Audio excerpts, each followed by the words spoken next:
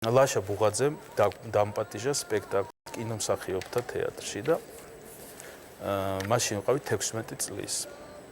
და ლიკა ქავჟარაძე დგას, რაღაც 2 მეტროიანი ქალი, მაშინ 36 იყო.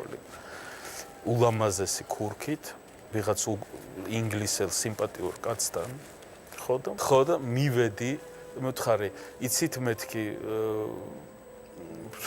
იქვე მოვიფიქრე. მე ეხა მინდა ის მეთქი, მე ინტერვიუებს ვიწერ მეთქი არქივისთვის და თუ შეიძლება და იქიდან დაიწყო ჩემი არქივობა მანია. თუმცა მანამდე ცისანას ვიღებდი, არა, მანამდე შენი მუზა. არა, მე ლიკას კი მომწონდა ნატრისხე, მაგრამ დიდად რაღაცა, მაგრამ რო შევხედე, არა, იქ მოხდა, რო შევხედე რა. ქიმია. აი, იცი რა, მე ამერიკიდან ახალი ჩამოსული ვიყავი და ნანახი მყავდა კლაუდია შიფერი, ნაომი, პაკაზე. მაგრამ ლიკა იყო იმ დღეს რაღაცა არანორმალურად ლამაზი, აი, რაღაცა მართლა. რა დაგემართა? ცუდად გავხდი, ოღონდ არ შევიმჩნიე და ისა მეორე დღეს არ უთხარი ლაშა ბუღაძეს, ეს მე ისე ფოეში.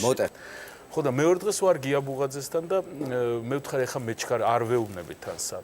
მეჩქარება მეთქი ახლა უნდა შენც კიდე ლიკა ქავჟარაძესთან გაქვს პაემანი რა, მე გეჩქარება დააგვიანებ ცოტასო, რაღაცას კითხულობ.